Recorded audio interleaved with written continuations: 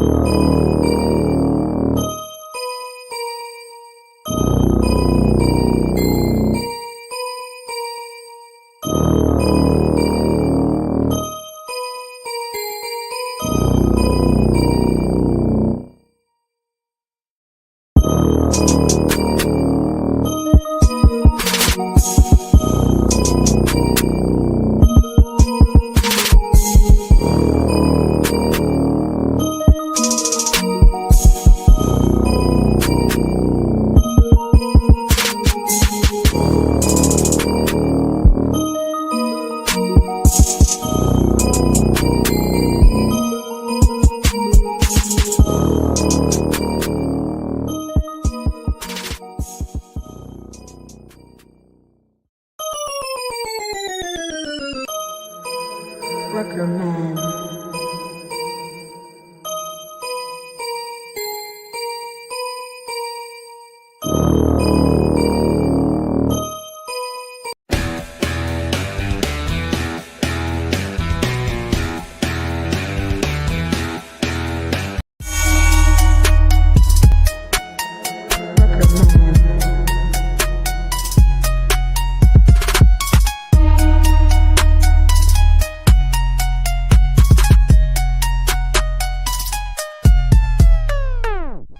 Real takes over fake debates, authentic truth. Can't underestimate SB and Sean, breaking through the noise, serving real talk, the genuine choice. No pretense, no hidden schemes, just sports passion fueling dreams. From the field to the court, every play that's made. Real takes over fake debates. Turn it up, hear the honest sound. Unfiltered sports all year round. Discussions pure, no masquerade. Real takes over fake debates.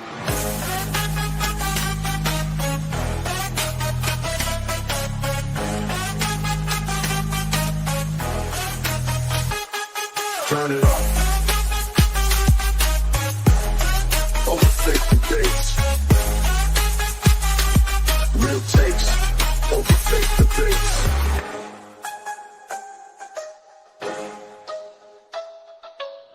Real takes over fake debates. And we are live. Sbtalksports Sean Webb. Real takes over fake debates. Sean, it is Monday. Salute, brother. How you doing today? Doing good, SB. Happy Monday to you. Happy Monday to everyone out there. Happy Monday, everybody out there. Make sure you guys be watching. Make sure you guys like. Make sure you guys share. Make sure you guys subscribe. Just like Tippy said, salute SB and Sean. Hit the like button. Go James in the building says salute, fam. What's going on? So make sure you guys like. Make sure you guys share. And make sure you guys subscribe. And make sure you guys join the RTOFD membership. Perks come with that when you do. Sean, there's a lot of things going on in the sports world today. Excuse me, by the way. But we got some breaking news that just dropped, and we gotta dive into this because from the point of how good this player is, it's shocking to me that he has become a journeyman now in the NBA, which which we gotta be honest, which he is. And even with the pre-show, you told me like, hey, if Shaquille O'Neal has been a journeyman, anybody can be one. But let's go into the breaking news and see what player we're talking about.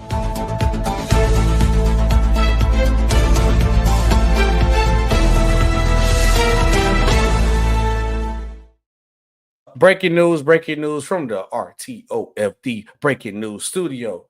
The Phoenix Suns are expected to work with Kevin Durant and his business partner, which Kevin, did I say right? Which Kleiman? Climbing to find Durant's next landing spot. We're going to have to start having I'm starting to feel like Charles Barkley with these names, bro. We have to start getting a counter for the show. Jesus. But Rich Kleiman to find Kevin Durant a next landing spot. What is your reaction to that? And then also when you ended Kevin Durant's next landing spot or best landing spot should be what? So it's not surprising. Obviously, the Suns with everything that's gone on, really the last couple of seasons, especially, but this season in particular, obviously made news today with another movie that we're going to talk about in a moment. But they're in a space where they really need to retool. Yes. And they don't have a great deal of flexibility because of the cap and because of the fact that they're a second apron team, which means they're going to be they're going to have to make some other moves potentially again, which again we can talk about in a moment to make this happen. I think obviously he's their only, and I'm saying high level, he's their only high level tradable asset that they're interested in trading. Yes. Because if Devin Booker became available, obviously Devin Booker would be very coveted throughout the league. Yes. You know this, SB. I do believe, though, they are very intent on trying to rebuild around Devin Booker. I don't think Devin Booker has indicated to them that he is interested in moving on. But this is a very – I don't think it's hyperbole to say this is probably the most important summer in Phoenix Suns franchise history, probably even dating back to 2004 when they signed Steve Nash as a free agent. Like, it's probably more important because the new landscape of the NBA and how it operates, and in particular the new CBA, and I know we beat this through and through, the new CBA is going to make it very difficult to have a, quote, big three. Yes. Not just in terms of talent, but in terms of the salary allocations that tend to go to the big three model. And Phoenix, because they're a second apron team, they're going to have to make some really, really hard decisions. Somebody got to go. Right. The NBA, the new mantra in the NBA for me, SB, and this is for all 30 teams, is competitive flexibility. How do you remain competitive, a championship contender, and competitive for a championship, but also maintaining some level of roster flexibility? And that's what these teams are going to have to figure out in the landscape of the most recent CBA. Yeah. And Phoenix is going to be test case A for that, given that they're going to have to work with KD to trade him. To answer your second question, where do I think he should go or try to get to? I think he should try to get to the New York Knicks. Ooh. Without trading Cat and without trading Jalen Brunson, obviously, right? Correct. Okay. So I mean, either OG or Mikal got to go for sure. I would think Mikal would probably be the choice, the primary player, because I know he's going to want an extension here very soon. And if you're Phoenix, obviously you have a relationship, you have a history there. Mikal Bridges, started his career there, was an Iron Man there, a very good complimentary player for you, albeit not an all-star, but a very good player for you. Show in Brooklyn some flashes that he could do more with an increased role. If you're Phoenix and you have the opportunity to reunite Mikal Bridges with Devin Booker as a part of this retool and rebuild, I think that'd be something you'd be interested in. Now, it's probably going to take 3 teams to make it happen, just because of Phoenix's cap situation. And again, can Phoenix move potentially Grayson Allen, who is not a big salary, but he's got enough of a salary that moving his salary without taking a lot back could give them some more flexibility in terms of moving KD. But it's not gonna be a straight up Phoenix and New York deal because of where Phoenix is in the second apron. For me, when I'm hearing this, it's shocking to hear because you know how big of a talent that Kevin Durant is, and he's gonna go down as one of the greatest scorers of all time.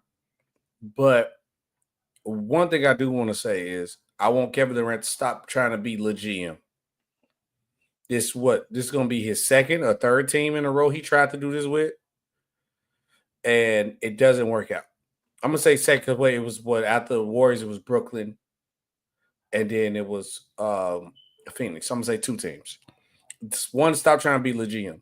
Stop trying to build your team around nothing but scores, and it don't work out. Kevin Durant cannot say he don't have a fingerprint on it because they tried to build this Phoenix Suns team just like they did the Brooklyn team. It don't work if you got to have guys to do the other things. And when KD goes to this next situation, just come in like how he did with the Warriors. I'm going to come in, be a hitman or whatever you want to call how he was, a mercenary, whatever you want to call KD, be that. Come in, do your job, and then go home. Make it easy. Don't worry about the extra stuff. Don't worry about anything else outside of you doing what you're supposed to do. That's the one thing I wanted to establish. If the Phoenix Suns are that open to letting KD go where he want to go, one, it still depends on how this playoff season goes. But I do like that you brought up the New York Knicks. The New York Knicks is a exotic place to go. And then, if Kevin Durant went with the Knicks, if anybody went with the Knicks, you're going to be forever legendary because the Knicks still cherish whatever little championships they have. But if I'm KD, I would want to go back to the Oklahoma City Thunder. Now, if OKC wins, I wouldn't go back there. But I'm thinking because I'm looking at the teams that I'm looking at who probably needed Kevin Durant the most is Western Conference teams, and that's a OKC and the Houston Rockets, especially Houston. But only reason I don't want him to go to Houston because I don't want him to stunt the growth of some of the young players, especially the Thompson twin, because I think if KD come in there, he will stunt the growth of that Thompson kid, and that Thompson kid is one of the most athletic players in the league, defensively outstanding, and he showed promise where if he actually honed his offensive skill, he can be a great two-way player in the league, even to the level like how Paul George was when it comes to skills only. Obviously, I think he's more locked in podcast P. And then I'm looking at OKC because the problem with OKC is this. If Shea does not get the calls that he get when it comes to the foul line to get those extra 10 points that he usually get, or if Shea can consistently knock down that shot, who else on that team can go get their own shot? Who else on that team is legitimately a threat? J-Dub has improved. Chet has been in and out the lineup. So I don't 100% know he'll be ready for the playoffs or for those moments. But Kevin Durant can't do that. So for me, if I'm Kevin Durant, I want to go to OKC. That's just me. But I also do agree, Sean, that salute G Money, that the Knicks is an exotic place, but I think it depends on what happened in the playoffs for him to make his decision. Because also Kevin Durant is keep it a buck. I rock with KD. He's a little sensitive though. So if OKC was to win, he's not going to OKC because he's gonna be too worried about what other people are gonna say about him. But let us know what you guys think about where is the best landing spot for Kevin Durant. Sean think the Knicks. I'm leaning towards more of OKC. But Sean, it is that time of the year. Obviously, you guys got to check in Friday. Me and Sean, we're gonna give y'all our playoff prediction preview Friday. We don't want to do it right now because we don't know how the play-in is gonna be set. Because the play-in tournament is here, Sean. NCAA style, win or go home. So we're gonna go through this.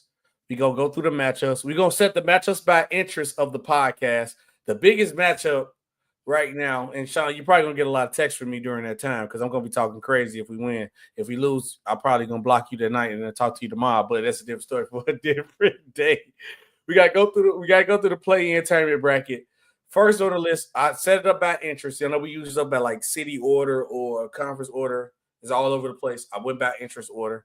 So let's go by the most least interested matchup of the play-in for me and you, we should say.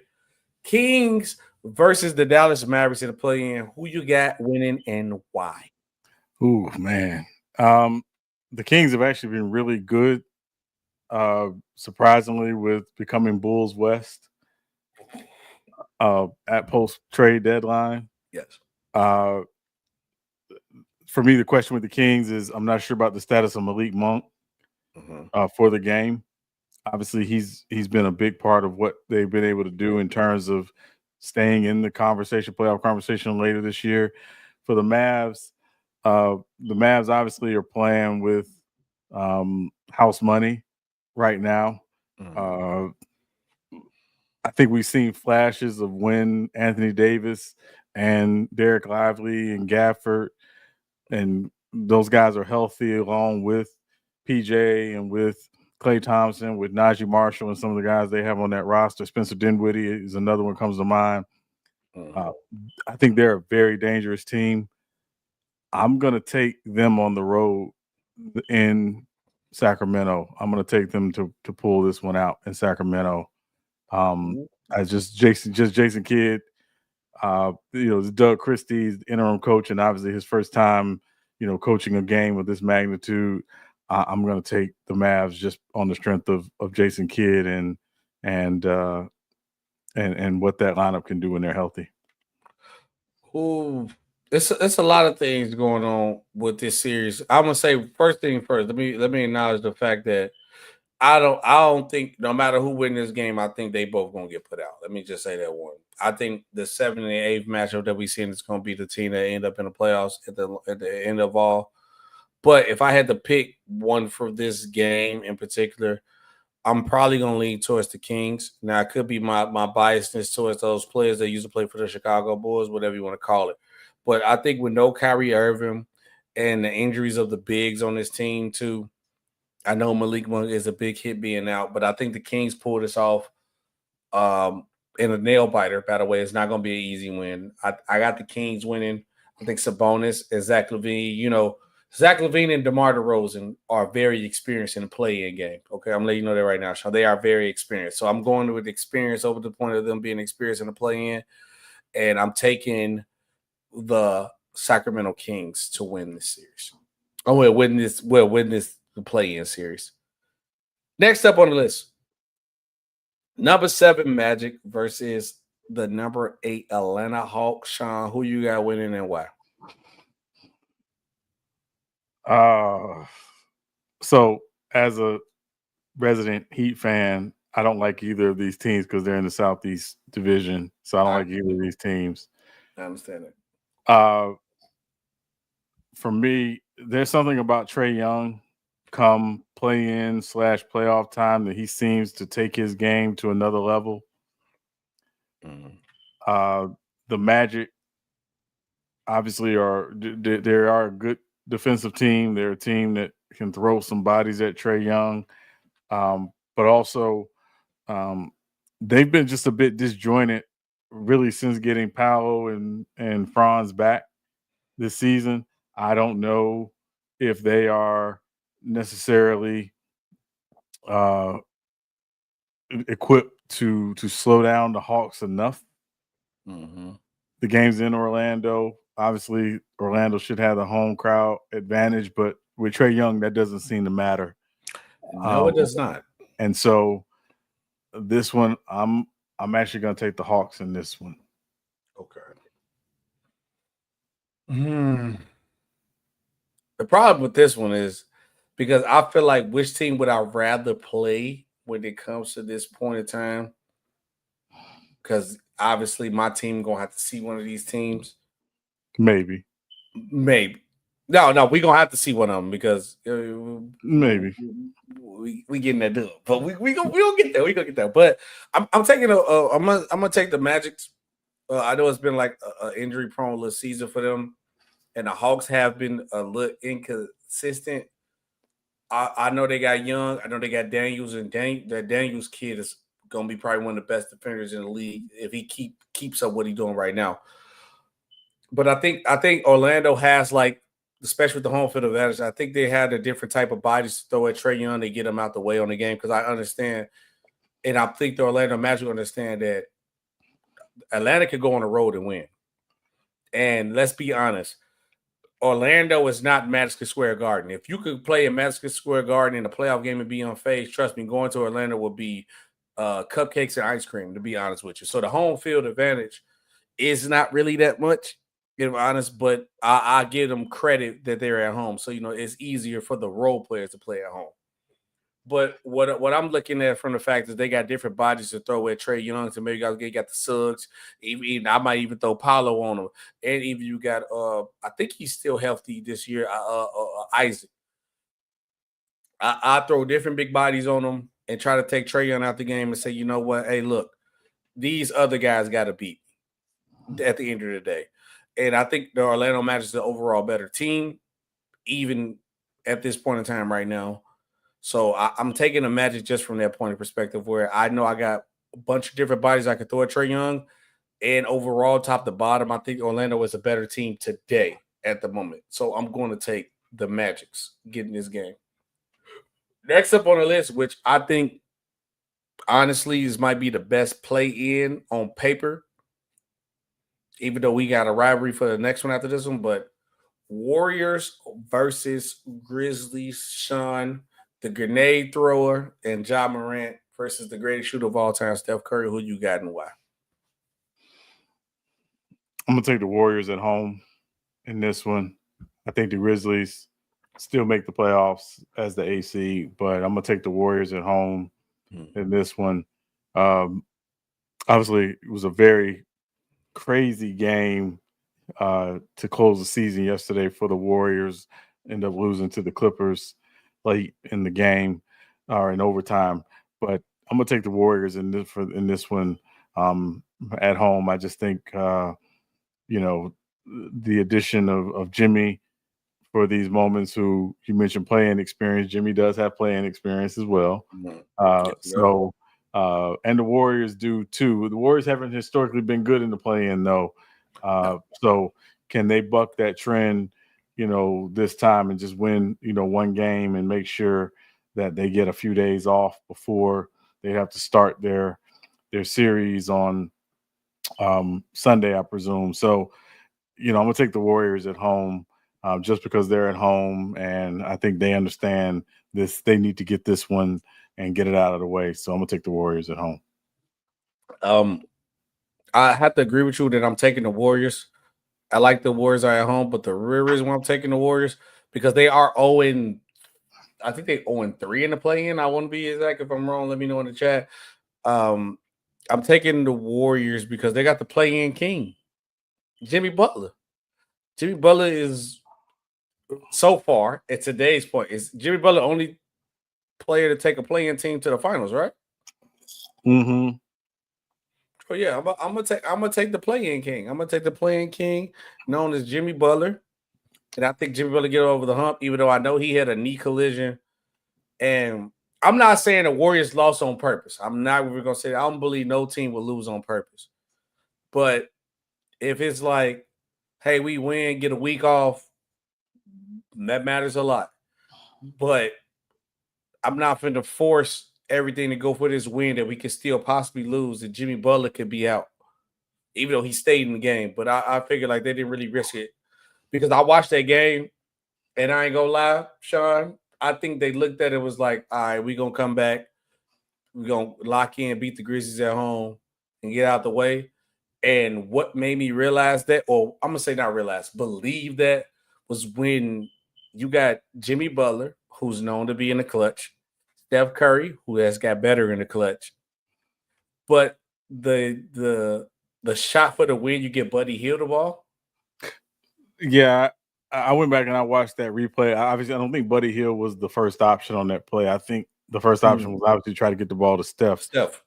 And I know people were flaming the Warriors or whatever, and it's like, okay, listen, a lot of times when you draw up a play like that, it's your first option is to get the ball to your star, your superstar. If that option is taken away, and the Clippers played it very well, knowing that the Warriors needed a 3 to tie, Buddy Hield, was able to flare open. Again, not the greatest shot, because one, his feet weren't set, and two, he had just come in the game after not playing for some time. But also, again, the way they lost the game to me was not that play. It was, again, there was one play where Draymond had a layup and was trying to get the contact and blew the layup. And if you watch the way he flailed his body on the layup, he's trying to get the contact. It's like, no, make the layup. If the contact comes, it comes, but make the layup. So, but there are other reasons why they lost that game. I don't want to blame that solely on that one play either. That said, to your point, I think the Warriors understand where they are. They cannot play around and play an 84th game. They need to get this one and get it over with, and again, get ready to play presumably Houston, or not presumably, they will play Houston in the first round. Warriors do need to get this game knocked out. And don't get me wrong. We go to the next one.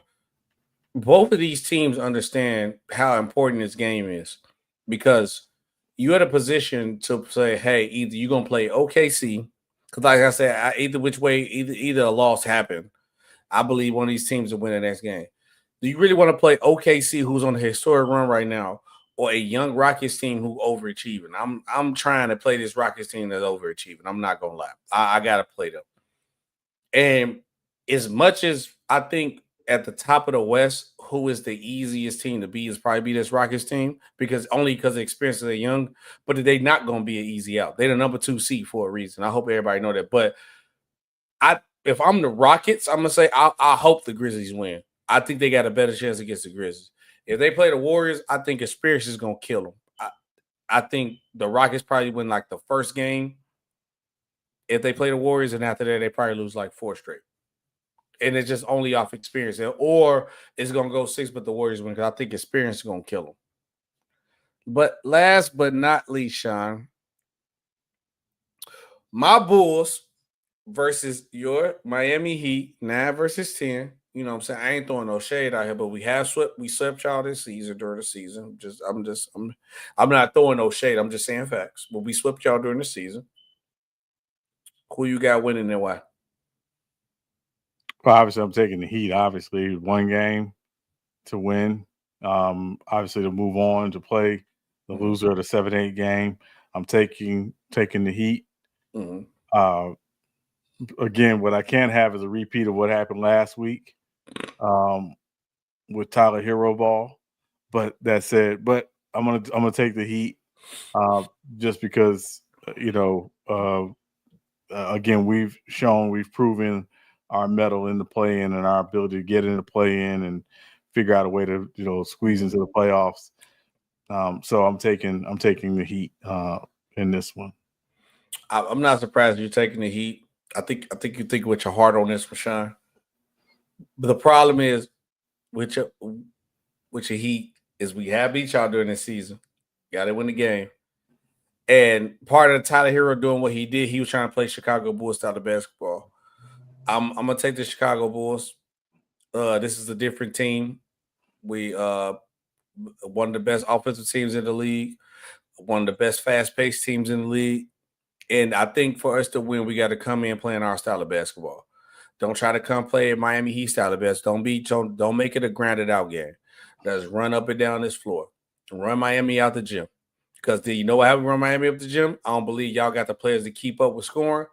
And even with y'all not having the players to keep up with scoring, you got one person on your team who believe he can, and he gonna do something stupid at some point in time, which he did even in the clutch.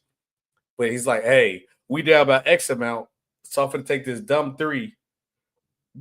Or just I could just took the easy 2, and then we gonna play the clock game. So that's the only reason. I got the Bulls right now, and I honestly feel like it's not the Miami Heat way. So I'm not gonna say it like y'all gonna purposely lose, but I don't think it benefits y'all. I don't think the Heat really want to win, because with my Chicago Bulls, I at least say it's a different young core, it's a different young team, so I can see the purpose of winning. And with the Miami Heat, I really don't see like what's the main goal, the purpose of y'all winning. And I actually hope y'all lose. And I know, and you might like when I say this, y'all. I actually hope y'all lose, and I hope it be something stupid in the way that y'all lose, and so y'all can make a move on a certain player. I ain't gonna say the name because he probably gonna do something crazy, and then y'all could be like, "Hey, this player was an all-star this year, so hey, go get a piece for him too." And I think that'll probably move the Heat in a better direction, if you ask me. I think you'll be happy if that happened. I'll be honest with you. So the best way it can happen if y'all choke this game away and then he be part of the problem.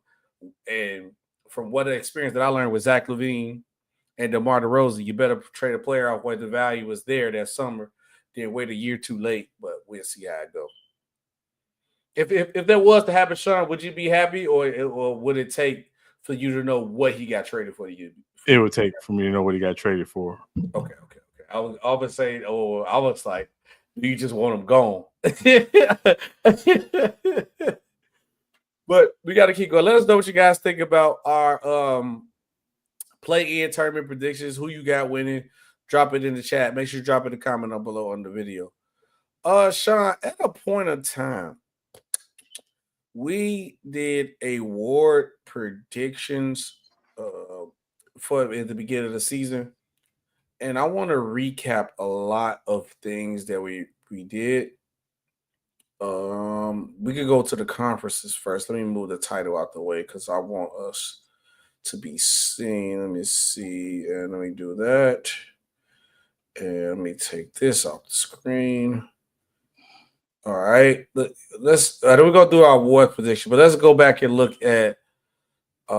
Did we do conference predictions too? Yes, we did. All right, Sean. This is your Eastern Conference predictions, right? Yes.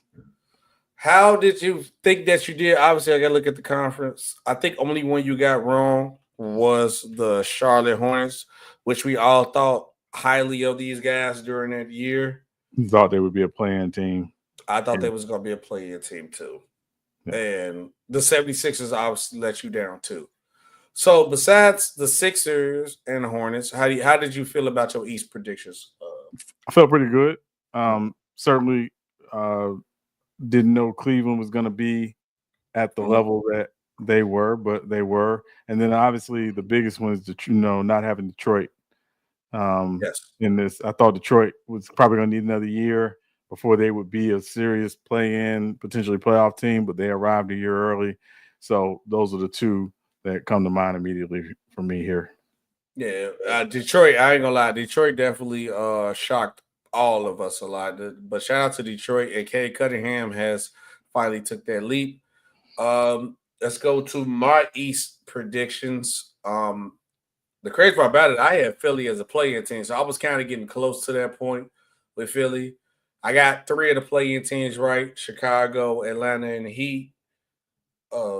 I definitely thought highly of Orlando. The injuries early in the season kind of messed them up a little bit, but it's cool. But Cleveland, I definitely didn't expect them to be as good as they is. And also, I have to agree with you too. I did not expect the Detroit Pistons to be as good as they is, to be not just a playoff team. I mean, not even make the play-in team. They are a playoff team, no play-in at all. So, yeah, I have to say that. But I expect – you see I had the Knicks second, even though we didn't do an order. We just did playoff team. But I expected more from the Knicks, honestly. I thought the Knicks would have been the number 2 seed. I was expecting them to get to like 55-ish wins type of season, close to 60. But the Cavs to win 64 games is definitely outstanding. Let's go to your Western Conference, Sean. What you seeing and how was you feeling about your predictions? Definitely the one that probably stands out, well, 2 to stand out, obviously, is New Orleans. Did not see New Orleans, falling off the way they did. Again, injuries and just, blah, blah, blah. And then Phoenix, probably the most disappointing team. Phoenix and Philadelphia, probably the 2 most disappointing teams in the NBA this year. Could not have seen that at all. To give your credit, though, Sean, for Phoenix to finish at 11, you had them to play in, so you was kind of on point with it. You didn't think they was going to achieve. So you was close with it, though, to be honest with you. Yeah, I mean, and again, I didn't – so when we did this, it wasn't me saying these were the seeds they were going to be. It was just I thought Phoenix, just because of health and just roster construction, that I thought, and given how deep the West is, obviously thought, they would be a team that would be, right there in that play-in conversation just from a seeding perspective. But, other than that, I mean, I don't really have too many. Obviously, I had Houston as a play-in team. Did not see them finishing with the 2nd seed, but Me either. Yeah. We also can state the obvious too, because you got LA as a play-in team and the Mavericks a playoff team. We can be honest.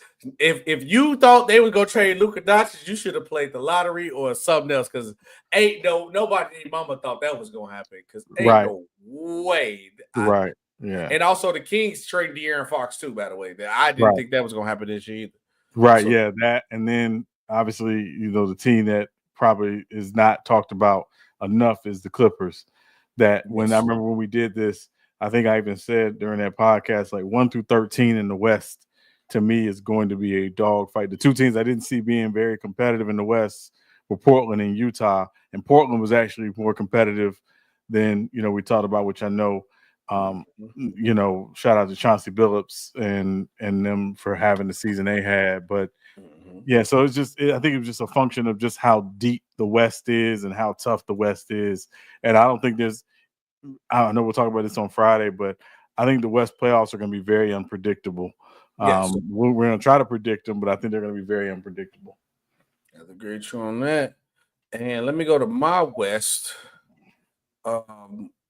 So obviously the Pelicans and the Spurs disappointed me. I give the Spurs pick a pass because I didn't expect Wemby to end up getting blood clots. I think they would have been a play-in team if Wemby didn't get injured. The Pelicans is 100% disappointing.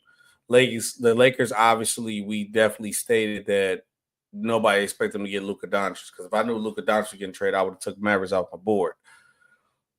The Kings, I didn't believe too much of the Kings either way from the jump, because of they didn't make no moves to improve the team, and usually if you stay stagnant, you're not an improved team.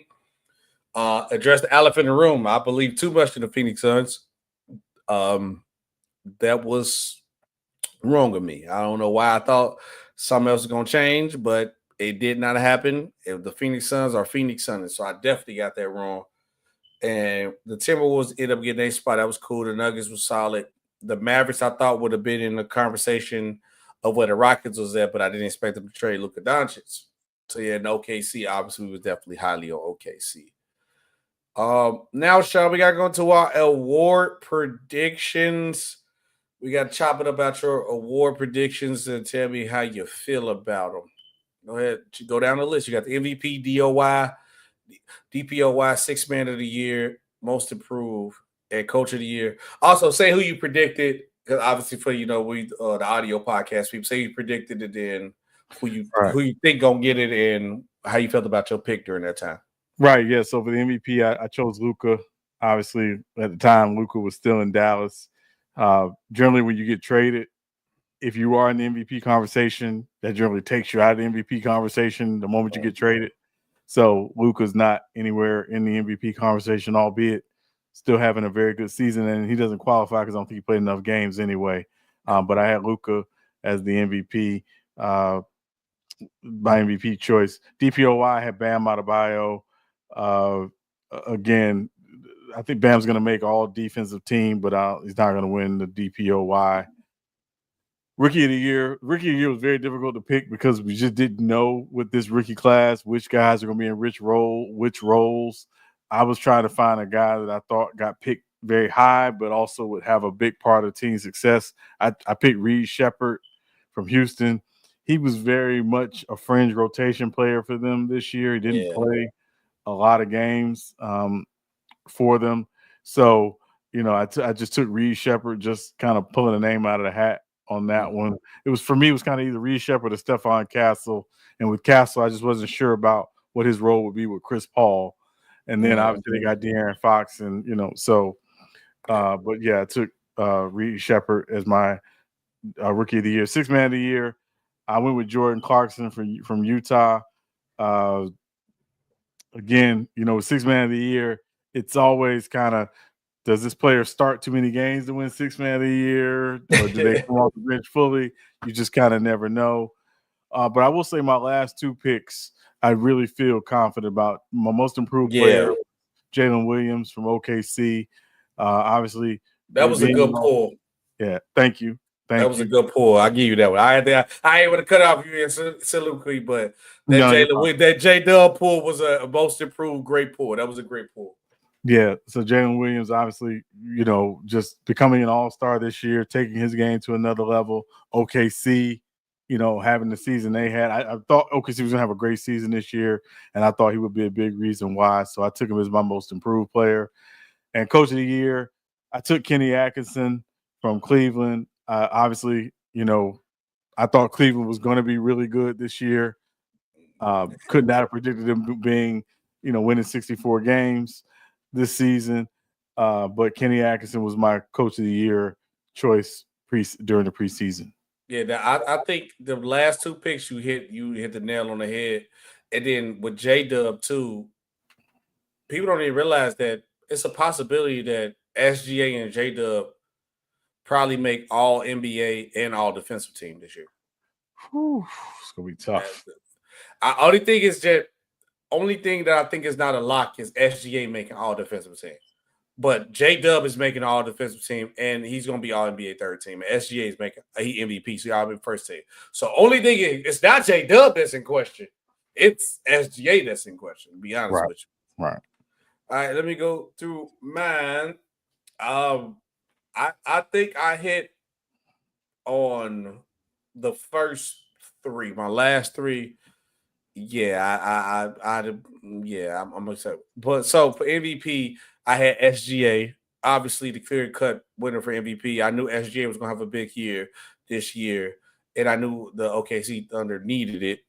My DPOY, if he didn't get injured, we could be honest, Wemby was probably going to win it. If they didn't have the game rules, Wemby probably was still winning right now because his defensive stats, he's still leading in defensive categories, and I believe he ain't places like January or February. Yeah. Even though Montes Buzelis is not going to win Rookie of the Year, but I told everybody, and they thought I was just gassing it because I was just gassing my team, and I told you Montes Buzelis was that deal. And when after the trade deadline, when Zach LaVine got the way and Billy Donovan actually started playing Montes Buzelis, everybody started to realize what I was saying, that like Montes Buzelis was that deal of a player, and he's that good. So he might not get Rookie of the Year, but I told you guys he was good. 6 Man of the Year was definitely hard to pick. I knew OKC was going to have a good year, so I just figured the one of the best guys coming off their bench, or the first guys coming off their bench, would probably be Alex Caruso. So I went with the best team. So they was going to give it to him. Obviously, it didn't probably. He's not going to go in that. Even though Evan Mobley has definitely improved a lot in the conversation, I thought he was in the Cavaliers are going to take a next level as a team, which they did. So this for me, pulling Evan Mobley wasn't a bad pull, but I don't think they're going to give him most improved because you got a lot of the players that definitely improved. But I mean, how good Cleveland has been, I wouldn't be shocked if they give it to him. And I thought with the addition of Cat, when I picked Coach of the Year, I picked Tom Thibodeau of the New York Knicks. I thought the Knicks would have been like how Cleveland was, or going at least the number 2 seed. You add the addition of Cat, you got OG Anunoby, you got Bridges, you got Brunson. I'm like, you got so many different people to rotate with. I thought Tibbs was going to actually finally get out his shell of not overplaying players, which I was highly wrong about. And the Knicks showed sparks to be good at some point, and then they showed sparks to be bad against the better teams in the league. So, yeah, it sucks. But at least I can say my MVP, DPOY, even though my boy not going to Rookie of the Year, I was happy with my first 3 picks that I picked. I think I kind of hit the nail on the head with those. If you look back at all the picks, you can tell me you want to do conference or award. Which pick you could look back was like, I regret that pick, and which pick you look back was like, I was in my bag on that. That was a great pick. Definitely Rookie of the Year, Reed Shepherd. Okay. Yeah. Wish that'd be one I wish I'd. Again, this was a difficult rookie class to really judge in terms of you really didn't know what their roles were going to be coming into the season. But yeah, I would say, definitely the Reed Shepherd pick. Okay, which pick was you in your bag and we was like you hit the nail on the head with that? Like, yeah, that was an excellent pick. I don't like to be braggadocious or anything like that, but definitely probably the Kenny Atkinson pick. Yeah. Again, I just felt like he was just the perfect fit for Cleveland at the perfect time, albeit JB Bickerstaff did a great job taking that team from where when he took over as the interim to getting the full-time job to getting them to improve every single year. I just felt like he was the perfect fit for them at the perfect time, the way he would likely diversify their offense. So Kenny Atkinson was probably the one that I was very confident on. Although, again, Ime Udoka, JB Bickerstaff in Detroit. Those two guys would be, if either one of them won Coach of the Year, I would not be mad with either one of them winning Coach of the Year, but I think Kenny Atkinson probably wins it.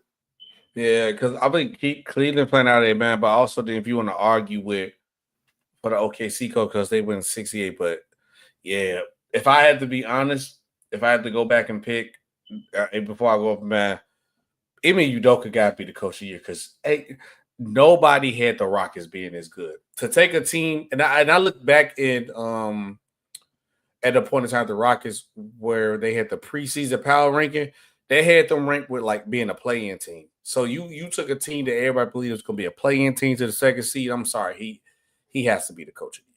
I don't know. I want my pushback against that, SB, is I think JB Bickerstaff, what he did in Detroit is more impressive than what I did this year. I'm not mad at it. Because you saw Houston, what they did the second half of last season, and it's like, okay, this team is definitely trending upward. With Detroit, it was a lot. And JB kind of walked in and helped give that team an identity. And obviously, Cade Cunningham taking his game to another level. And I think Cade is going to have serious consideration for a first team All NBA. But I think it's definitely one of those things where, I would just not trying to downplay what Ime Udoka did in Houston this year. It was absolutely great. But you saw that really kind of halfway through last season or the season previously anyway, that they're trending in the right direction under Ime, and it's going to be much better this year. Nobody saw Detroit doing this. One pick that I would say that I was like, I think I was in my bag with, and it is like, I feel like this answer would have been kind of obvious. It was Victor Wembanyama winning Defensive Player of the Year. He showed different promises of him being Defensive Player of the Year. And for him to still, I think he's still leading like blocks. Is he the blocks or I think it is blocks. He's still leading in blocks. He haven't played since like January, February, which is crazy. I think I was in my bag with the Wembanyama as Defensive Player of the Year. I knew it. What I regret picking, I'm going to go to my conference predictions on this one, Sean. Believe it in the Phoenix Suns. 100% believe in the Phoenix Suns. Not even a play-in team. I had them as a playoff team, but secure top 6 seed. So I regret that one. I'm 100% regret that one. But let us know what you guys think about me and Sean predictions during that and what you got. I think I got another comment. G Money said he got SGA wins MVP, Draymond Green win Defensive Player of the Year, which is crazy. So Triple J for the miss out on that money.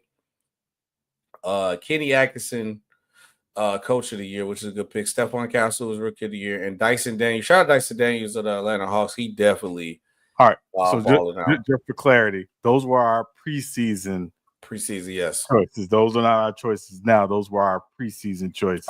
Our choices now would be totally different. And just FYI, right now the betting favorite to win DPOY is actually Evan Mobley. I hope Evan Mobley get it. That'll be dope for Evan Mobley. I like for Evan Mobley to get it. Reward winning. Because I know Draymond Green that had like a better couple of months because he got Jimmy Butler with him. Jimmy Butler helped out. But I think Evan Mobley should be rewarded. Also, Sean, I know they got the game minimum thing. Wembanyama is the other side of the exception where I think like, bro, I'm sorry. If even me being injured that much, I'm like the clear-cut favorite. Like, if people, even with me still being out and people still think I deserve the award, I think that should make an exception for it. Now, if it's a close race and one person missed a lot of games, I say do that. But if it's still a landslide, because I think we can all agree if Wemby was healthy or played the legit bare minimum games, he'd about easily be the Defensive Player of the Year. Yeah, I think the slippery slope with that, SB, is with load management. Guys are going to say, well, I only missed those games because I wasn't healthy, even though I wasn't, on the injured report or didn't have to, miss, 12, 13 games in a row. I just think the games minimum is what it is. At some point in the NBA, I think we'll look at it. But right now, I think it's more about, hey, let's reward the guys who play at least the minimum 65 games, but also when you think about just the guys who play 82 games a season, the Mikal Bridges, the Chris Pauls of the world, it's something to be said when you suit up and play all 82. That should be acknowledged as much as anything.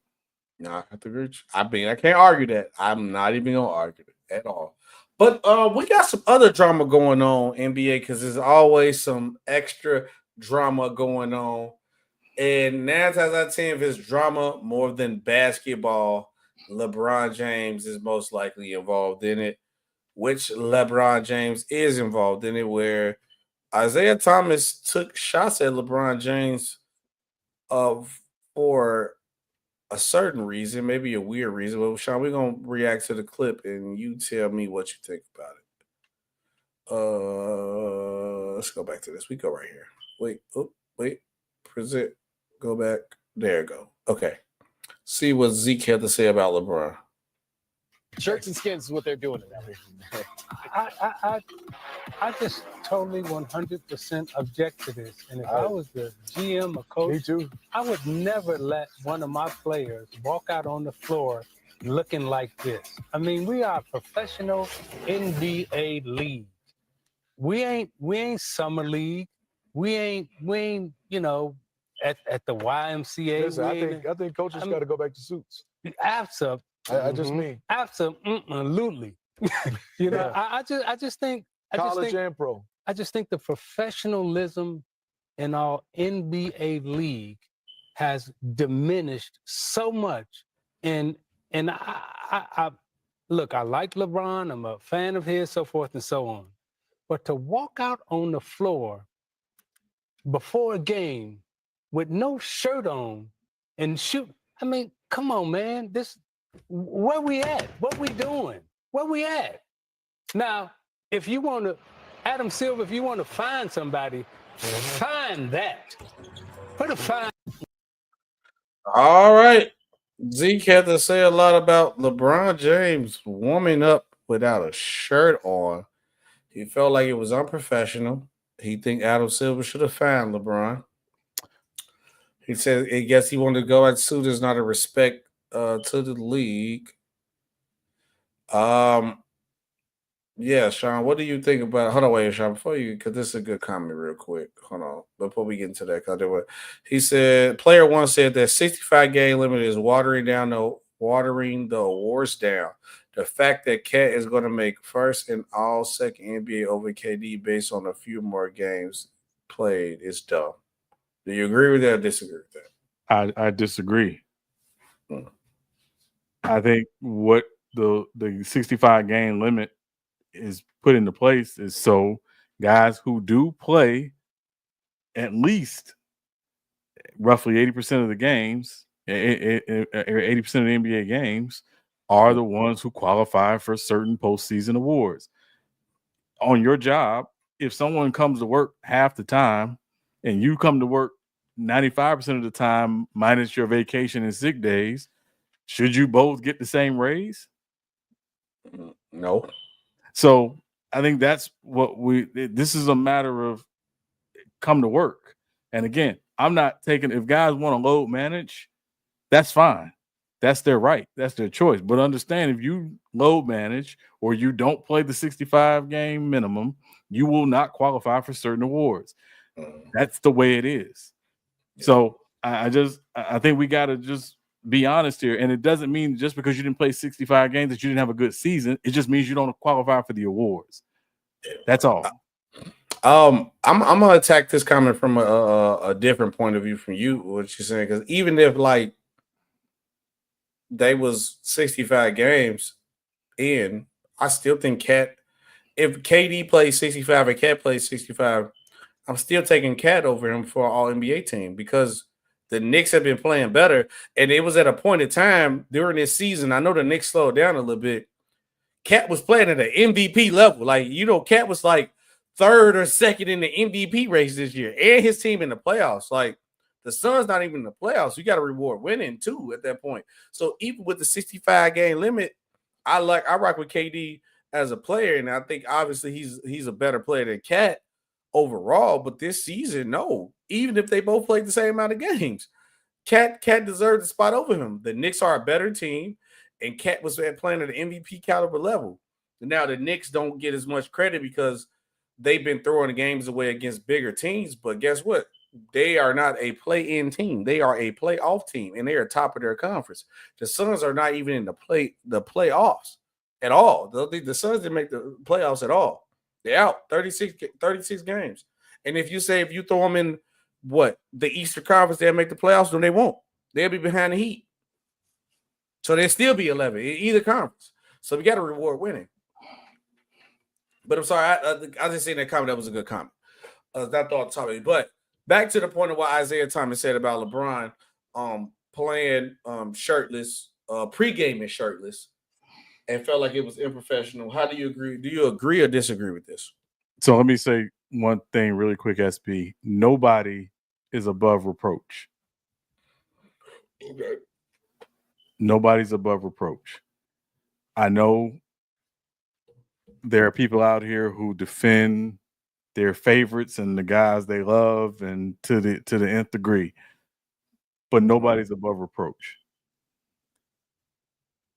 Isiah Thomas has been associated with the NBA for almost 45 years. For almost 45 years, since 1981. Isiah Thomas has, I believe, earned the right to share his thoughts and feelings on the NBA, given his 45-year history, almost 45-year history as being a part of the NBA, whether as a player, as an executive, as a coach, as an analyst. Isiah Thomas has earned the right to share his thoughts and feelings. Now, let me say this really quickly. When I listened to what Isiah said, I believe the reason why he said what he said was because of his frustration with the NBA and professionalism in general. Okay. Sometimes the frustration does not always come from who the target is of that frustration. LeBron, in that moment, just happened to be the target of that frustration. Right? You've had a bad day at work. You've had a rough day. Sometimes you take it out on someone who may not necessarily be the exact reason why you feel that way. It doesn't mean that Isiah Thomas doesn't like what LeBron was doing, because clearly he did not like what LeBron was doing. But his overall point was about professionalism in the NBA.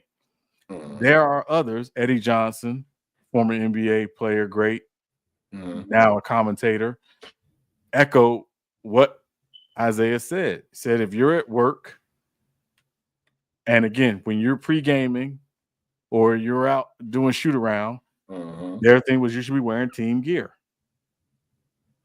This isn't you doing your private workout at home. This isn't you doing, a summer, pickup game or anything like that.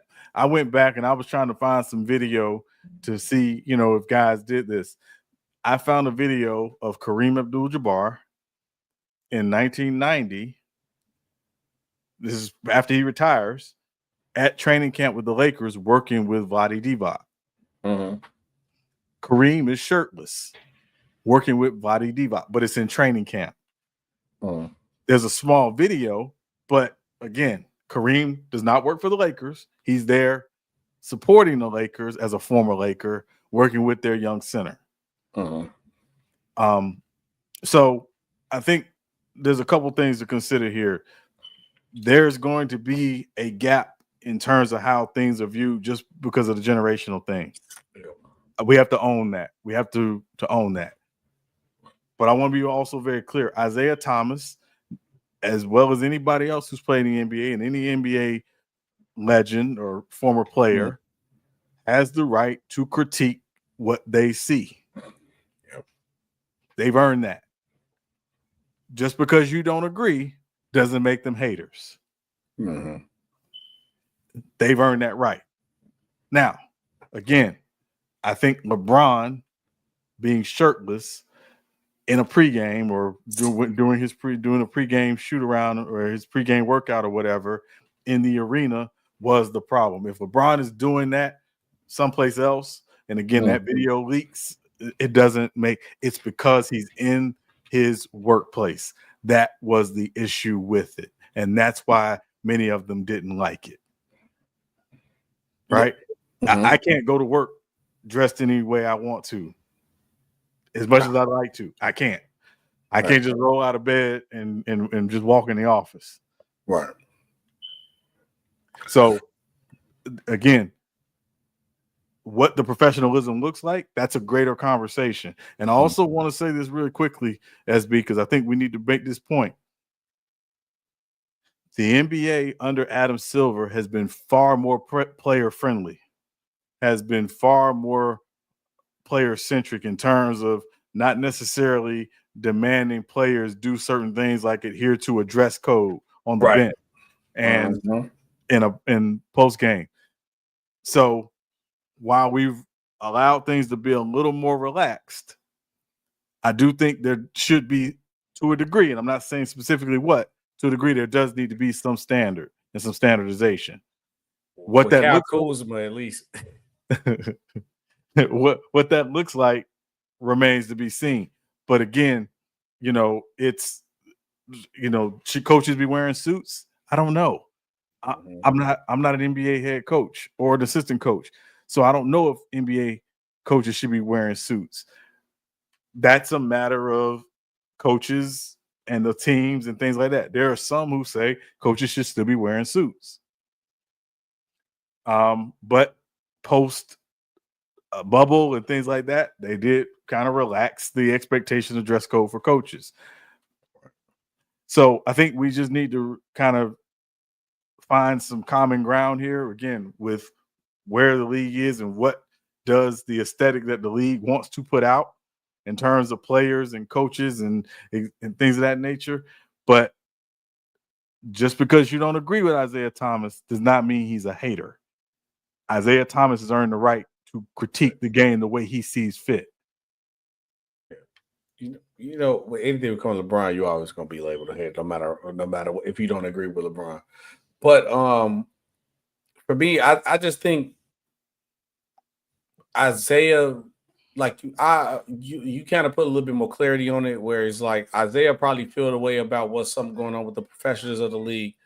LeBron just caught the straight, because I don't think, like, at the end of the day, it's pregame. It is pregame, and there's been multiple players that has done this, and LeBron especially. It's been multiple videos of him all this year, especially this season. I'm going to say this year, I've seen multiple videos of him pregame the same way he pregame. Joggers, no shirt, durag, especially the durag. LeBron probably wear durag all the time until it's time to play the game of basketball on TV when he put that Lakers jersey on.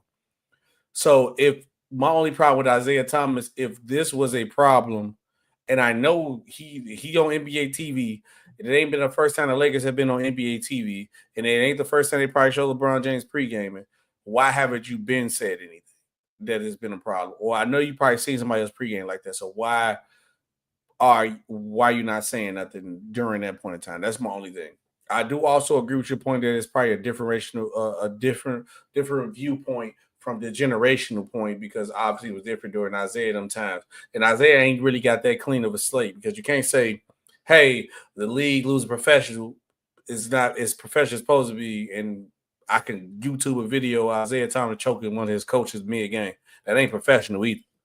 And I'm not looking that way at Zeke, because I got love for Zeke, but I'm just saying, when you do things like this, and especially when you say things like this to a guy of LeBron James magnitude with a cult fan base following, and your history ain't as good, this what things is gonna see. Because that's literally, Sean, when I seen this story popped up, I haven't seen Zeke choke. I think that was like his assistant coach or head coach. I believe it was the assistant coach. I don't believe it was the head coach.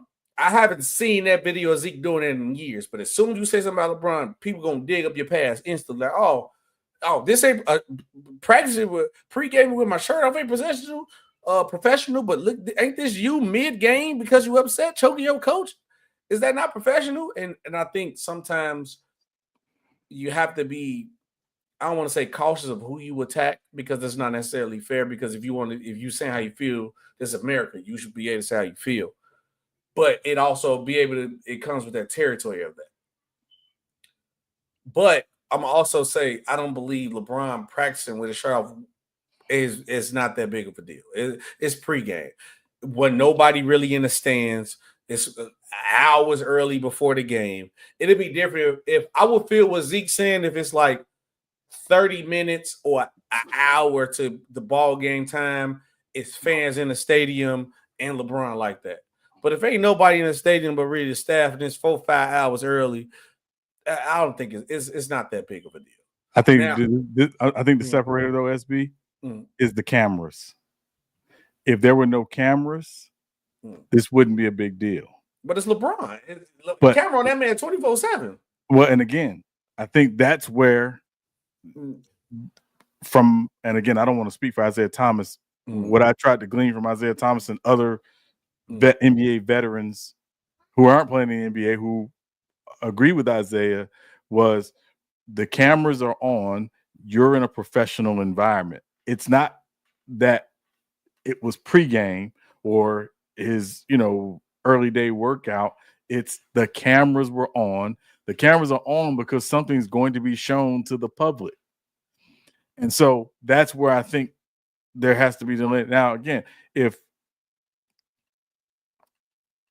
guys say, hey, get that camera out of here, get that camera out of here, or LeBron did it during the Olympics, the kid that rolled up on him after the gold medal game that was basically trying to like take a video of him, and he was like, hey, stop, and walked off. Like, so you can do that. Like, you can say, hey, I don't want this on camera. I don't want this on tape. Let me, do my thing, without that.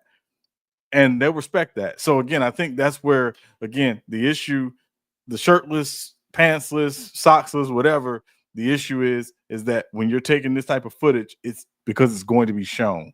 And that's where I think we got to realize that's what it was really coming from. Not, oh, this guy doesn't have a shirt on. Yeah, guys, do but things. Do you believe LeBron know he was on camera though? Well, again, like you said, he's LeBron. So you got to think he did know. And again, it wasn't like the cameras were way up. The cameras are on the floor, right? So it's not like they weren't, visible. I'm not saying Isiah's right. I'm not saying LeBron's right. I'm not saying Isiah's wrong. I'm not saying LeBron's wrong. I think, again, from a optics perspective, it probably wasn't the greatest look. And again, according to former NBA veterans, that is not a professional optic. I have to lean to their understanding of it because they did it. Again, allegedly. No. We got it on camera. What I'm saying is, again, that generally speaking, when you were out there warming up or pre-gaming or whatever, you were in team gear.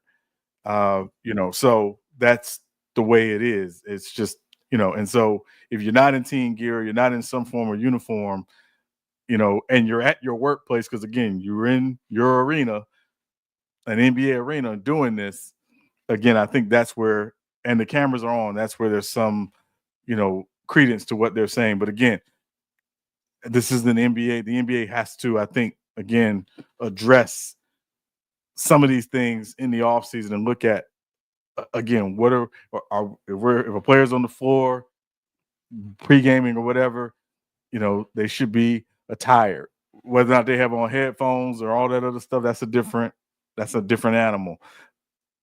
So I think it's just one of those things where it's like, hey, listen, if you're going to do this, just be professional, and that's all. Again, it's not a LeBron hate. Isiah loves LeBron. Isiah has been very, very LeBron supportive in his career. But I think for certain reasons, but we ain't got to go into that though. For certain reasons, I mean, again, I think even before all of that he was always because again, you think about their stories. The stories aren't all that dissimilar, so their backgrounds aren't all that dissimilar when you talk about how they came up. So, again, for Isiah, he's earned the right to critique the game the way he wants, and it's okay. and so let us know what you guys think about that. Was Zeke right? Was Zeke wrong? But we got a couple of stories we got to get to, Sean, before we get up out of here. We got the Suns are firing Bud. Mike Budenholzer is out the door after one season with the Suns. He signed a 5-year deal. I'm only bringing up the years because another coach think the Suns will be paying on the payroll. Did they just sell their team? He just giving away money at this point. Let me go coach the Suns real quick and get another quick 5-year deal. You know, they're gonna fire me after the first year anyway. But Bud signed a 5-year deal worth $50 million, around like $10 million a year. What are your reaction to Bud getting fired? Not surprising. First of all, this is how the Suns handle business under Matt Ishbia.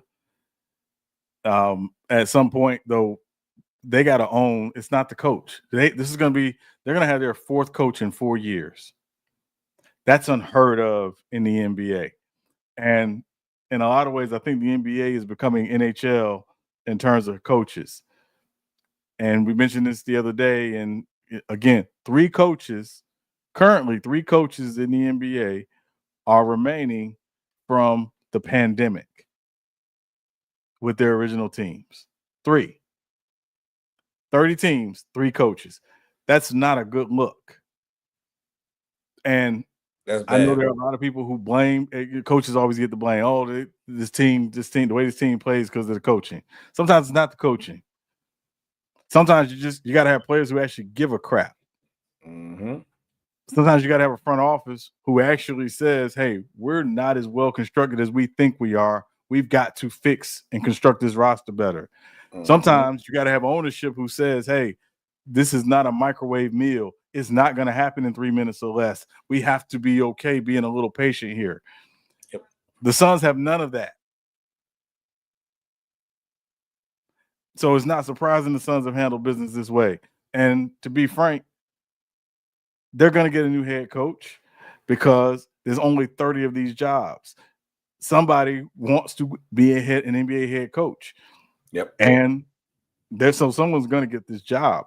But if you were ranking the available jobs just right now, just based on how they've handled the last 3 coaches, why would they be at the top of your list?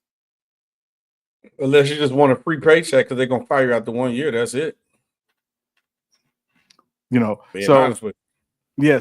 it's to me, they got rid of Robert Sarver because Robert Sarver was a horrible owner. Mm-hmm. Matt Ishbia is not a horrible person by all accounts, but his track record as an owner so far stinks. Yeah, he's fitting right in, right what they just had not too long ago, to be honest with you. No, Robert Sarver was a horrible human being. Now, I want to be very clear. If you go back and read the reports of that environment under Sarver, it was awful. Mm-hmm. One of the worst environments ever. He had to go. Yeah, he had to go. Matt Ishbia, who, again, seems to want to run a good organization, doesn't seem to know what he's doing. And again, if he thinks it's just a matter of throwing money at it, that's not the way it works. And so, and sometimes, and I know the people don't want to hear this, sometimes superstars ain't right. Right. You had a team that went to the finals, was solidly built, and you add Kevin Durant, and you got rid of every player that helped you get to the finals. Tell me how that makes sense. That don't make sense to me, John. Only person they could have got rid of, and I'm being legitly honest, and it would have made sense a little bit because he wasn't really fitting in, was Aiden. You get rid of Aiden, but you should have kept everybody else. But you got to make sure you replace that position for what you needed. Or KD gonna have to start playing the 4 and you just get a 3 and D, a defender that can knock down threes or something. Well, also, SB, and again, I think we mentioned this on a previous podcast. I don't think they understood what they were losing when they traded Chris Paul. Mm-hmm. While Chris Paul, the player, might not have been what he once was, Chris Paul understands how to lead and how to say, hey, no, not you right now. Mm-hmm. And by all accounts, while he is not the easiest person to play with, they took off when they got Chris Paul. They were Yep. ascending. They took off when they got Chris Paul. And I don't think it was just Chris Paul, the basketball player. I think it was Chris Paul, the leader. Yep. And then people got to really understand this, realize and understand this, that when you are a leader and a great leader, it's not about being liked all the time, because you're not going to be liked all the time. When you're a great leader, you're going to tell people what they need to hear, even when they don't want to hear it. You're going to point the people in the direction, even when they don't want to do it. And that's why when every time people say they don't like how Chris Paul sometimes, I said I guarantee it probably came from him being the leader, telling them something that somebody needed to hear, but they didn't want to hear it all the time. Because the Phoenix Suns do a lot of undisciplined things now, and the team look terrible now. And the difference maker was Chris Paul. And people nobody would ever say that at the point in time Chris Paul was on Phoenix that he was better than Devin Booker. But it was some points of time, especially at the time when they went to the finals, where Chris Paul was more valuable to that team than Devin Booker. And I don't care. You can try to argue me down on that. You'll be wrong. I don't care what nobody says. It was a point in time where Chris Paul was more valuable than Devin Booker on the Phoenix Suns. Never was a better player. But for what he brought as a leader, what he brought as a point guard, being the second extension of the coach, was what they needed. And even now, they still need that. Because part of the problem with the Phoenix Suns now, they need a point guard. Who was that? Chris Paul. Another problem with the Phoenix Suns is defense. Make sure everybody was still on the defense. I ain't saying Chris Paul was going to be Tony Allen stopping nobody, but I guarantee he kept everything in order, and you need that. But for me, Sean, I just think this firing just show how bad this team is as an organization. It's really bad, and it's getting to the point where, especially with this guy being a new owner, you tried it, you came in, and this is what you can say when you pull the plug. It's time to pull the plug. But for you as an owner, what you pull this plug, you can literally walk up to the point, hey, look, I tried. I came through the door, tried. I got KD. I got your Bradley Beal. I got this player. I tried to do everything I could. I feel like at the point we wasted money, we're not going in the right direction. We're going down so we can start over. You say that because can't nobody argue. The man came in the door and said, I'm going to spend money. He tried. And we all know we didn't see the Brooklyn Nets do that when they come in. You try to come through the door, say, I'm going to just spend money irresponsibly. It never works out. So now you can come in, build the team the right way, how you want to, start it over from the ground up. Even if you got to get rid of Devin Booker, which you probably might have to because he's the only person really with true value where you can really rebuild your team. But if you want to stay with Booker and Booker don't want to leave, but hey, let Booker know, hey, it's going to be a rebuild. We're going to start over. So it might cost you about 2 or 3 years, maybe 4. If you don't want to wait, I'll let you go. I mean, I don't think it'll be that long. I just think what they have to do is, again, given the constraints in the new CBA, recognize how to build a roster that offers competitive flexibility. That is what it's about. No singular move is going to guarantee you a championship. Normally, it's a series of moves that put you in championship contention. But one move in itself generally is not going to be the move that says, oh, this move, it takes us from okay to automatic champion. Yeah, no.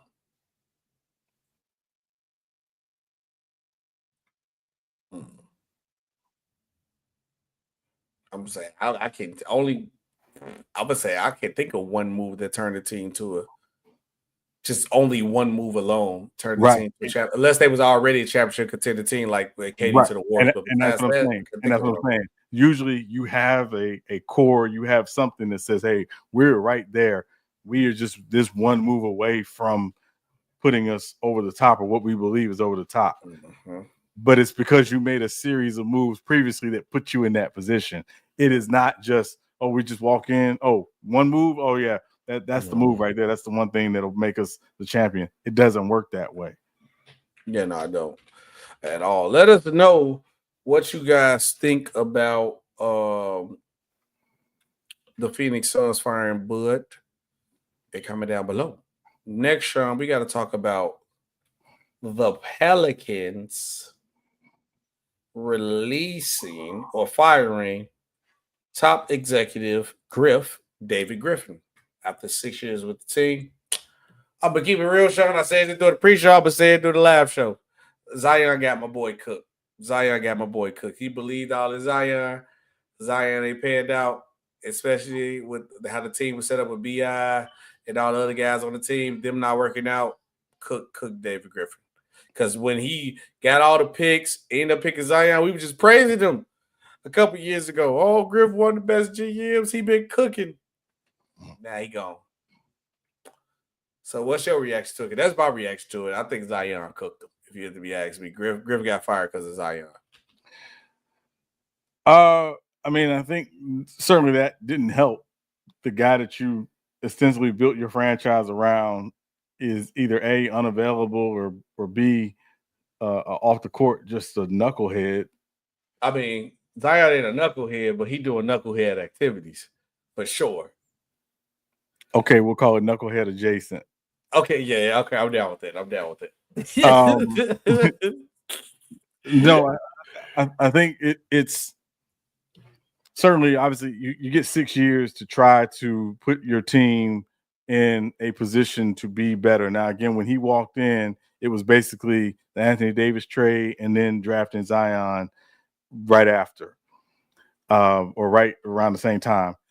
So certainly you don't believe that after now 6 years that their things are going to get better anytime soon. And we can talk about the CJ McCollum trade, and we could talk about, how the Brandon Ingram situation was ultimately handled and what they got in return, trading him to Toronto.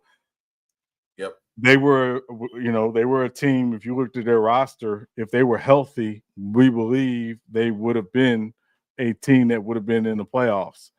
Yes. And, they were just a couple years ago, and I say a couple years ago, they were a 1 seed at one point a couple years ago in the regular season. Now, they didn't obviously finish as a 1 seed in the playoffs, but it's just a situation when you look at the Pelicans, 6 years, I think, is enough. Yes. And certainly now it's time to bring in, a new voice and a new vision. Griff, obviously, with his time with the Cavs, obviously helped build a championship team, a winning team in Cleveland, but also it was a team that was kind of hamstrung by some of the moves they made post-championship that, really didn't help them in the long run, especially trying to be competitive for another one. So, he ended up getting dismissed and getting the Pelicans job at a certain point. Will he get another opportunity? I mean, depends. But, I think 6 years is enough to kind of say, hey, listen, we just need a new voice and we need a new vision. And it's not that Griffin's a bad guy or doesn't know basketball, but I think sometimes you just need a new voice and a new vision. I think that's what they need at the top of that organization. What I'm gonna say too, though, Sean, and I'm gonna be probably funny when I say this. I don't know what's going on in the air or the water in Carolina, but boy, them boys in Carolina is hard headed because him and Ja Morant is hard headed, dog. They do not listen. Him and them two together do not. Now, when they get on the court, do they ball out 100%? But if you tell them not to do something, and we telling you not to do this because it's not good for you, them boys is hard headed. Say, hey, John, don't go on the court doing all this extra stuff because you know what you did. Oh, you picking on? No, we're not picking on you because you're the only person with a history of doing what you're supposed to be doing. Okay. And the next thing you know, I'm gonna just do something else that's still in the range of that. Then you got Zion. Hey, Zion, man, you gotta calm down and you the wait with eat, that. Okay. And still probably end up doing it. Hey, Zion, old girl wilding online. Next thing you know, a month later, she down on the sideline. Them Carolina. I'm just saying. I don't know what's going on in Carolina, but them Carolina boys are hard-headed. Look, y'all looking at me crazy. Tell me y'all wrong. Them boys literally got in trouble for something and literally found a way around and still doing the same Hey, y'all got to lock in.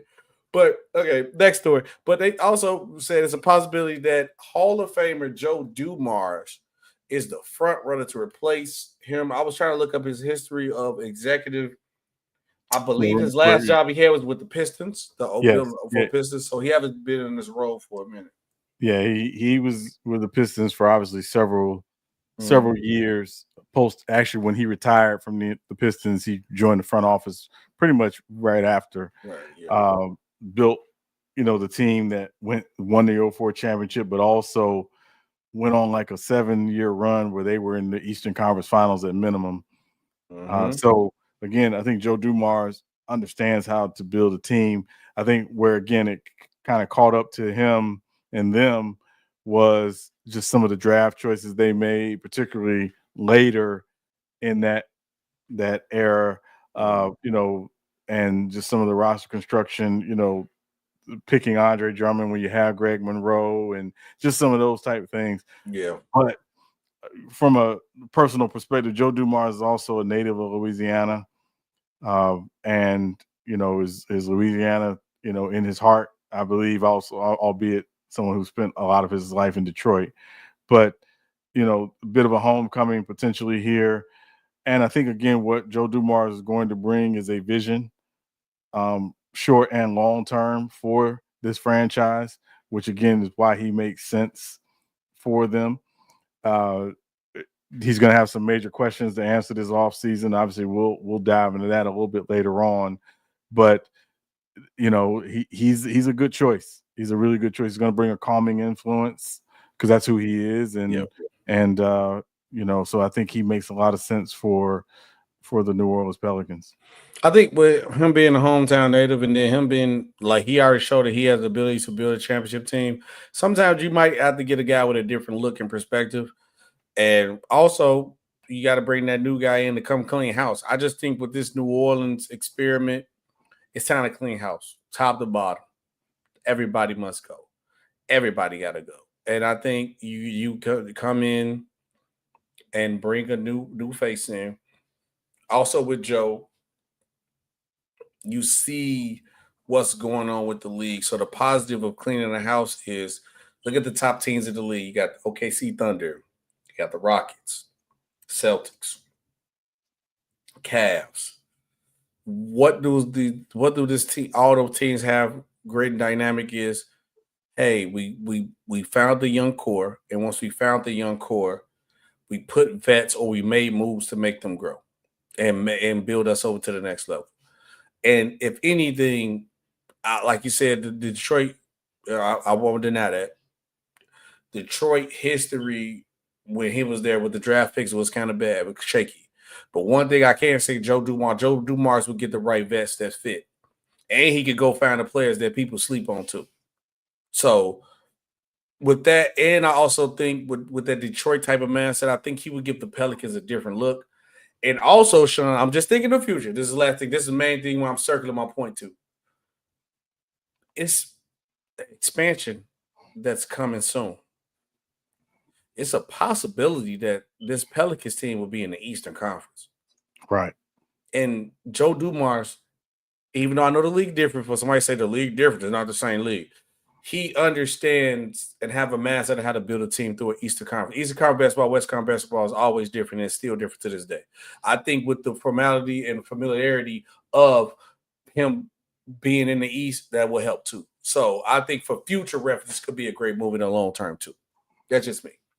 But last story of the day, then we got to get into it. We got to talk about Tennessee quarterback Nico Iamaleava leaves Tennessee to seek more money in the transfer portal. Sean, this story gets deeper than rap, Sean, because it's more and more information that comes out. Obviously, it could be he say, she say side things of what's going on to protect each other's image, I should say. But I seen this video, and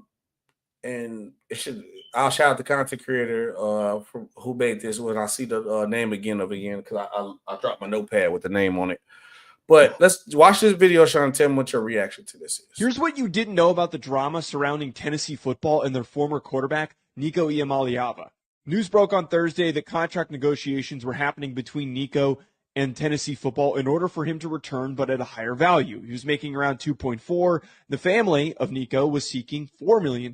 That eventually led to, on Friday, him not showing up to practice, and that snowballed even further as he entered the transfer portal and will no longer be playing for Tennessee in 2025. But what's now new to the situation is that A to Z Sports' Ryan Roberts reported that this whole thing has been happening for months. During the winter transfer portal period, Nico's father, and his agent and his representative went to Tennessee football and claimed that they demanded that they should have a better offensive line going into the 2025 season.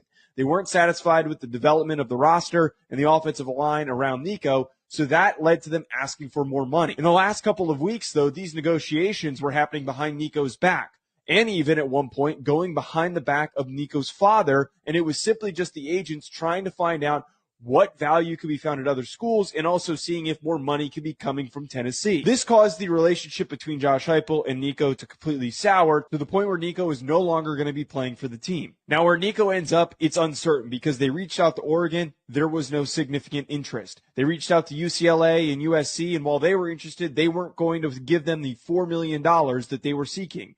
So right now, where Nico lands is completely uncertain. Here's what you didn't know. Ooh, Sean, we got a lot to talk about because this Nico situation is getting worse because of that. But let's break down each point. Whatever which one you want to start off that hit to you the most, because it's definitely one point that hit to me the most. But when I heard something, it's more with the agent for me. But what was your reaction to the alleged report? And also shout out the Sports Geek for the clip. Yeah, shout out to him for that. Obviously provides great deal more context and into it. I think a couple things, SB.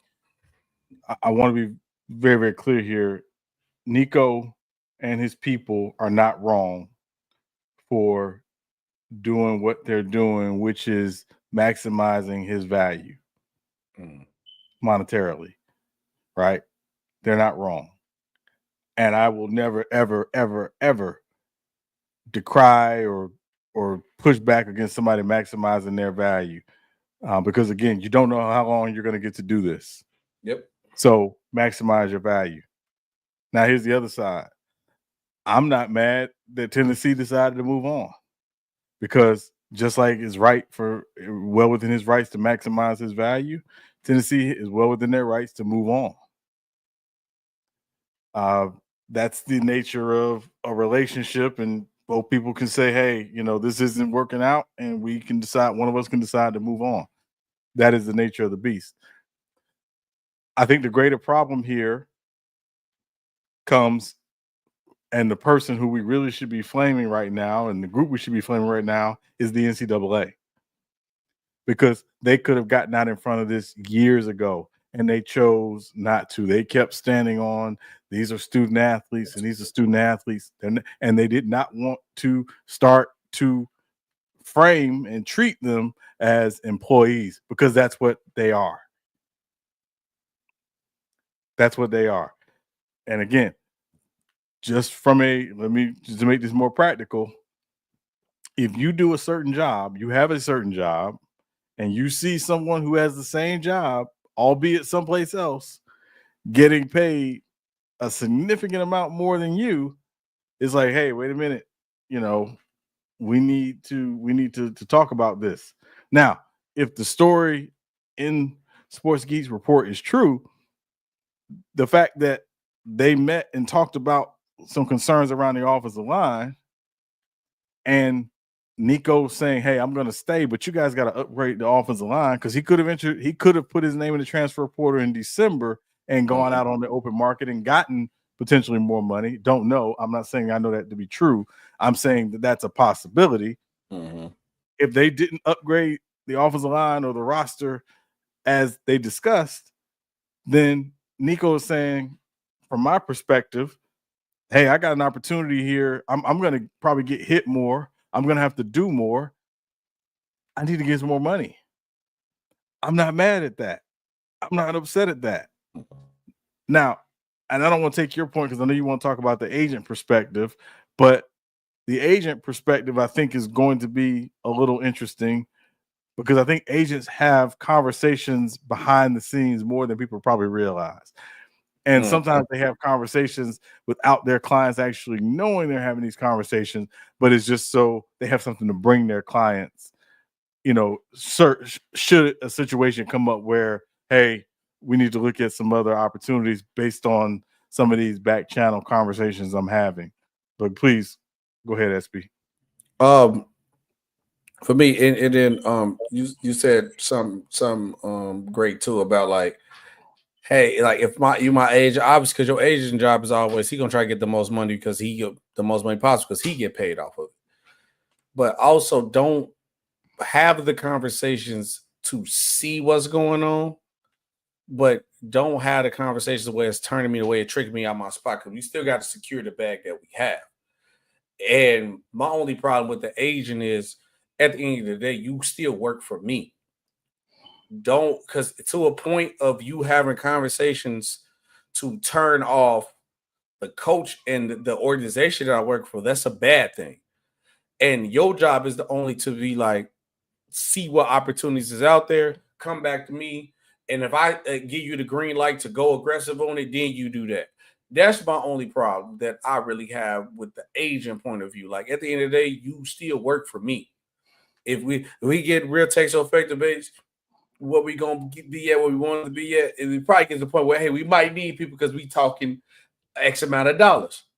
But me and you both would be pissed off at if we got this agent or this manager who going behind our back and just screwed over one network with us because he allegedly think this or we want this certain thing and he make it a big deal and he turns off the network. Now we ain't on no network or we ain't on no team. Now, do we think Nico is good enough to get another job at quarterback? But it's spring, it's around the spring game time. A lot of teams where his talent deserved to be at probably already got their quarterback or already just say, hey, look, hey, I would love to have you on my team, but we can't really afford to spend $4 million on a quarterback. And we got to catch you up to what's going on right now. Well, we got somebody who already been here working hard. Nah, and Nico didn't ball out to a Heisman type level to him to be doing this. Now, yes, do I agree that, hey, if you had this conversation with your team about the offensive line and they didn't do that, you should have left earlier. He should have left in December if he was going to leave. It was that bad. But that tells me, which I said I have a problem with the agent, that the agent has been moving a little road because if they was moving precisely together or he was actually listening to what Nico wanted and stop coming, because now it makes Nico look like he's coming off as greedy. And at the end of the day, football, people come and go. Football is probably the easiest sport where you could transition a guy in and out. I'm sorry to tell everybody that. Basketball is a little harder. But football, it's too many people on the field. We gonna find your replacement. And it'll be like nothing never left. I done seen great players get replaced. But it put Nico in the bad light, which is not even necessarily Nico, but it puts him in a bad light. Now he come off as greedy, and he had a subpar season. I'm gonna say not subpar. He had an okay season, but for you to come demand $2 million more because of you played more games in the playoff game, which probably was already going to be expected of you because of how good of a player you are, and you want more money just because other guys got money, and it's like, no, you gotta. That's the only thing. That's the only thing. I'm like, nah. I think he didn't bring nothing up to the table enough, Sean, for him to be how his agent acted. I think two things to consider here, SB, and this is where I will slightly push back against that point. Carson Beck got $4 million to go to Miami. Mm-hmm. Are you saying that Carson Beck last season was $1.5 million better than Nico?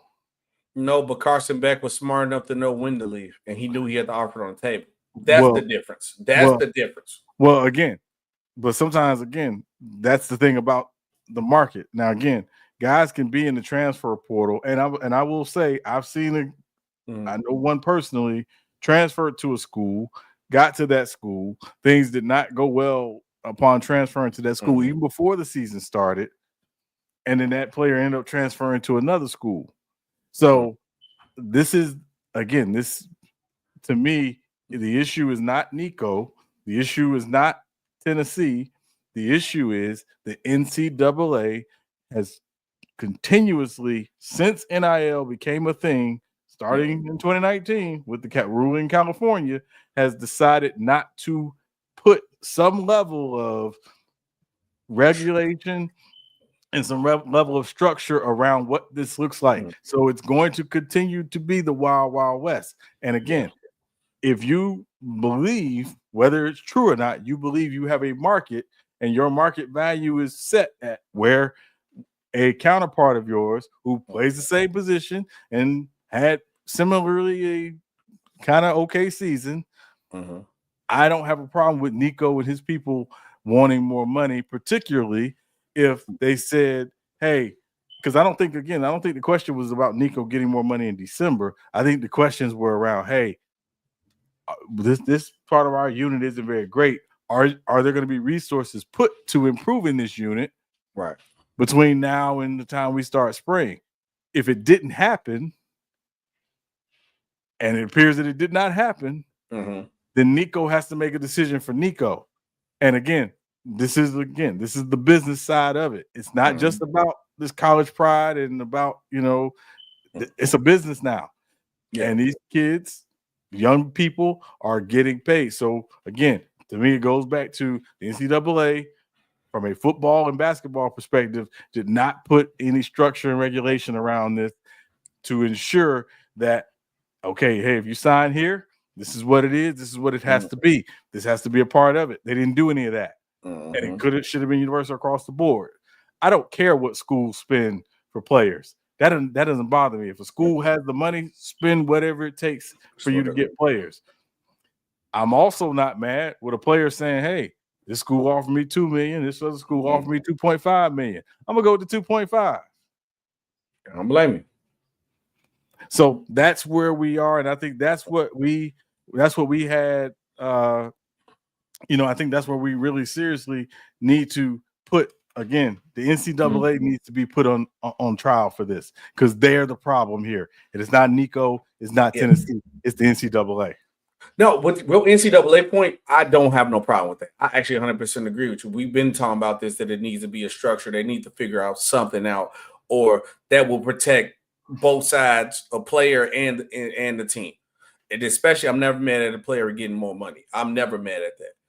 But my point is with Nico and his team, if you knew it's a possibility that, like you said, they've been talking, do it early enough where you can get the most money or a better opportunity. Because like we just talking about Carson Beck, who went to Miami.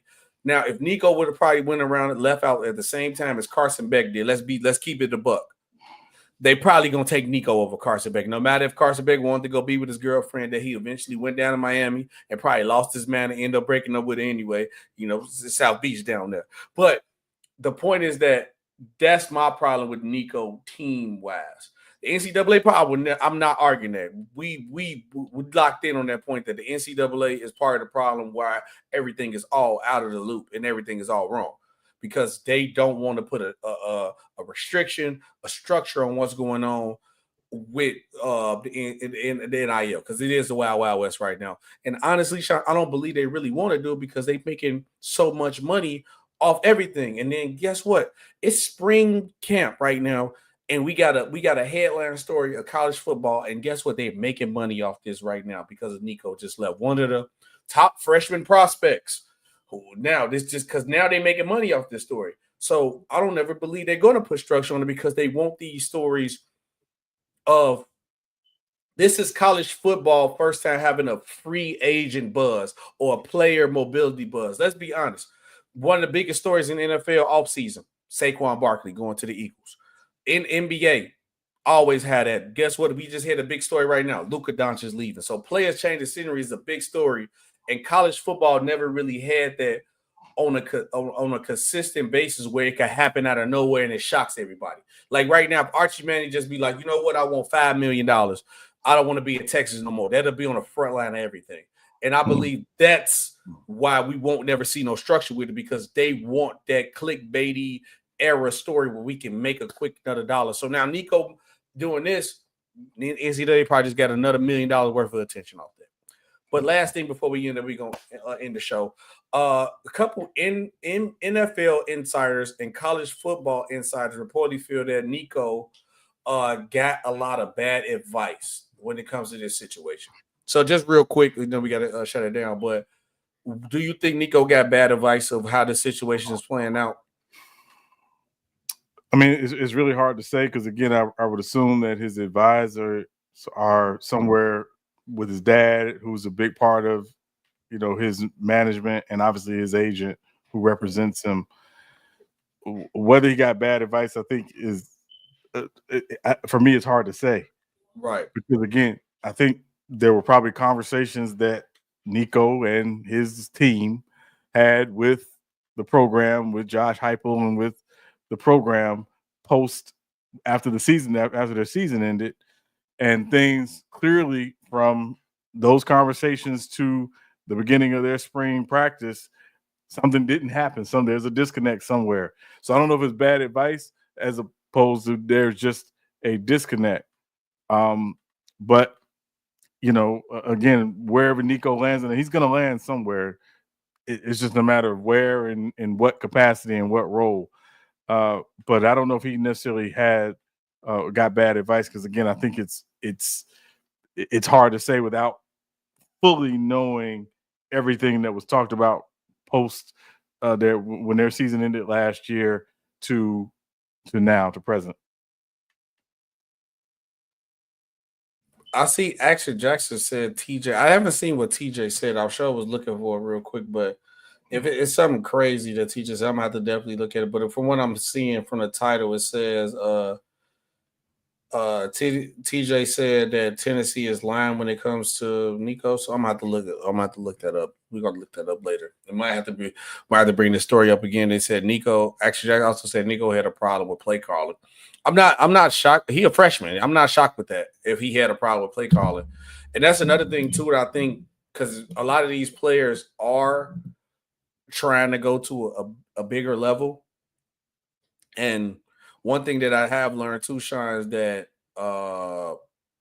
all money is not good money. Sometimes I know you want, if like you said, the players have not been getting paid for years, and so you want to get as much money as you can. But if your main goal is to get to the next level, if you make it $3 million and another school offer you $5 million, but you on pace at the school you at $3 million to develop to the player you need to be and go to the league, just stay and take the $3 million. Actually, Jackson said that's it. He said, so did they say they was lying that he had a problem play calling, or TJ saying he had a problem play calling? Because that's what I said. I think they said they was lying. But that's the only thing with me though, Sean. That's the only thing I think people should consider too, is that your development is if your goal is to get to the next level, just stay where you at. That's it. Trust me, that $2 million is a lot. I'm never gonna deny that. But is that extra little $2 million worth it to possibly stunt your growth or possibly make you lose out on money in the future? I don't think it's worth it, because at the end of the day, if they develop you right, that's you gonna make quadruple that $2 million. That's just me. But Sean, before we get up out of here, episode I believe it was what, 5-8? Who you got? 58, Derek Thomas.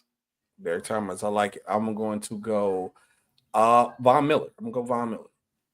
Appreciate you guys for watching. It's been another great episode of Real Takes Over Fake Debates with SB and Sean Webb.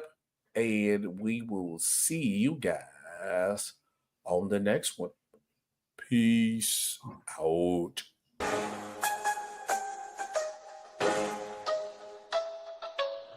Real takes over fake.